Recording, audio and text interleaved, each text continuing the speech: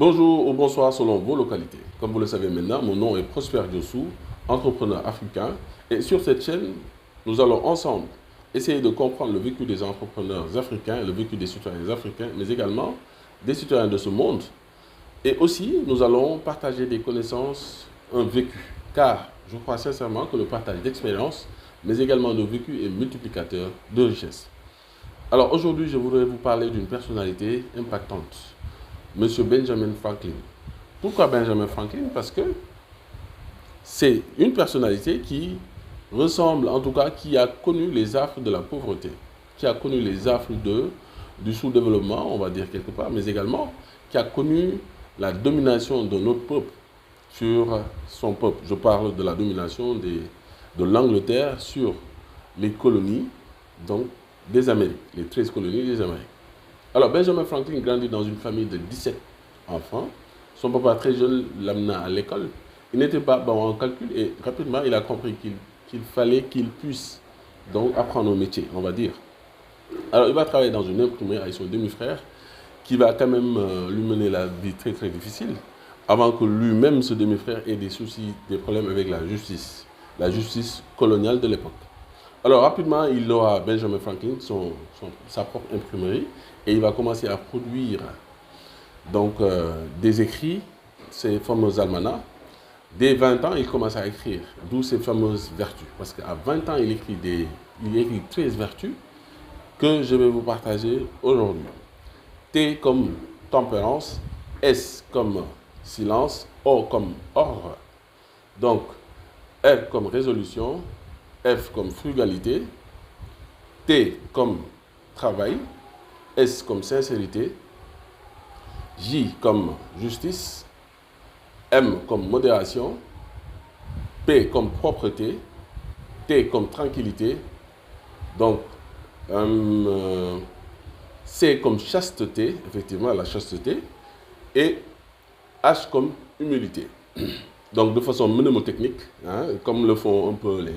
Donc pour apprendre rapidement des données, 13 vertus de Benjamin Franklin. Alors, ces 13 vertus de Benjamin Franklin, tu n'es pas obligé à ton niveau de les connaître.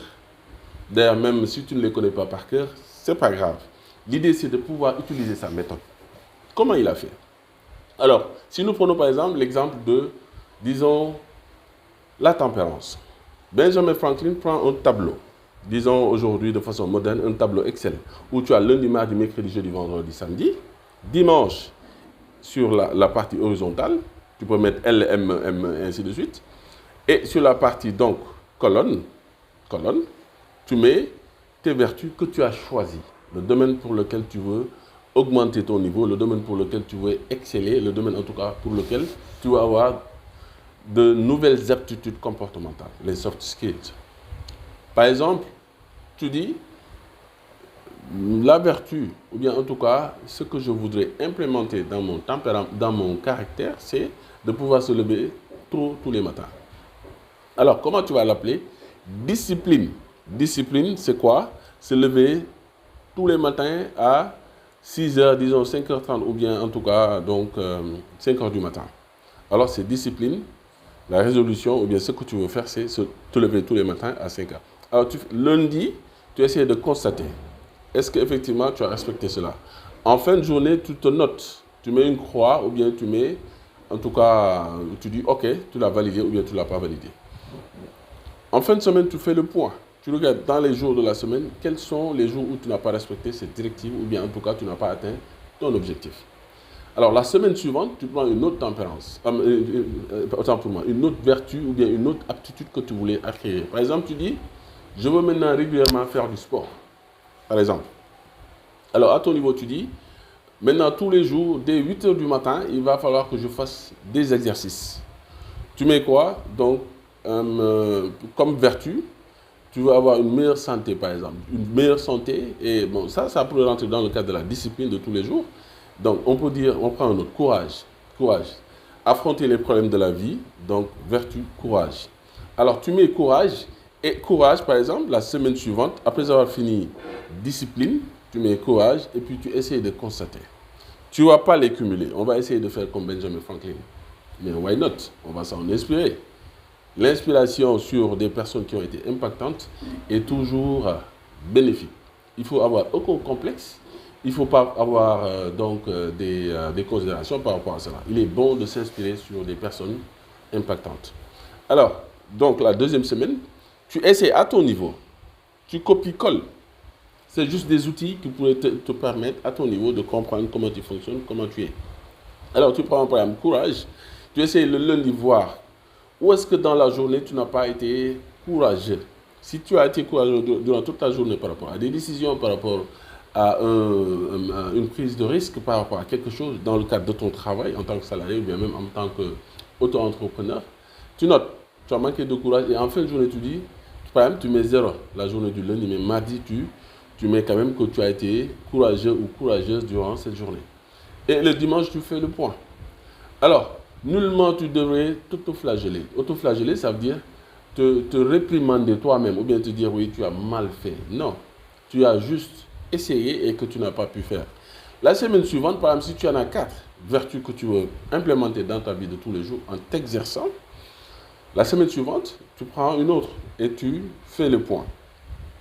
Alors, si tu en as 4, donc au bout d'un mois, tu auras donc une carte où effectivement tu verras les différentes parties de tes vertus ou bien des objectifs en aptitude comportementale ou en caractère que tu voudrais acquérir et implémenter dans ta vie de tous les jours. Alors, pour revenir à Benjamin Franklin, il a commencé dès l'âge de 20 ans. Donc, c'est dire que c'est extrêmement difficile par rapport à ce que tu veux atteindre. Ce n'est pas toujours facile.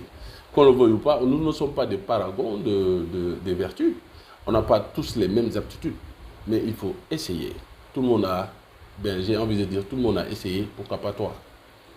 Toutes ces personnes qui ont voulu avoir des résultats explosifs ou faramineux ont dû essayer pendant au moins 1 an, 2 ans, 3 ans et même plus. D'accord? Alors, donc, après ce grand schéma mental, après ce grand schéma, tu pourras effectivement regarder là où le bas blesse, où est-ce que tu pourrais t'améliorer. Aujourd'hui, avec une fiche Excel ou bien même avec des applications qui pourraient exister, tu peux progressivement t'annoter en fin de journée et comprendre quels sont les éléments ou quels sont les points où tu devras t'améliorer progressivement.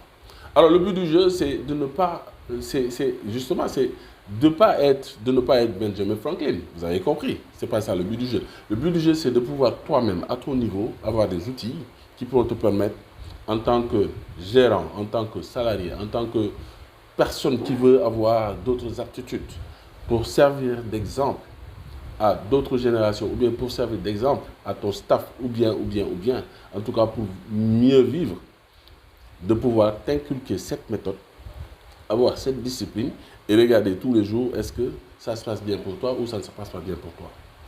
Alors, chers amis, c'est ce que je voulais partager aujourd'hui avec vous dans cette petite capsule. Benjamin Franklin, qui, à mon niveau, m'a beaucoup inspiré. Quand j'ai lu sa biographie, j'ai un peu compris que c'était une personnalité impactante qui a été un des pères fondateurs. Et aujourd'hui, on est à même de dire que si les États-Unis en sont là, c'est grandement, quelque part, dû à sa personnalité. Et toi, à ton niveau, qu'est-ce que tu vas faire pour radicalement, drastiquement changer tes résultats? Est-ce que tu vas avoir de nouvelles habitudes? Car effectivement, ce sont des habitudes. Et comme les scientifiques l'ont prouvé, une mauvaise habitude, tu peux prendre près de 18 mois en temps de partir, comment dire, t'éloigner de ces mauvaises habitudes, on va dire en termes simples. Cependant, une très bonne, tu n'auras besoin que de 21 jours. Merci beaucoup. À bientôt. Ciao.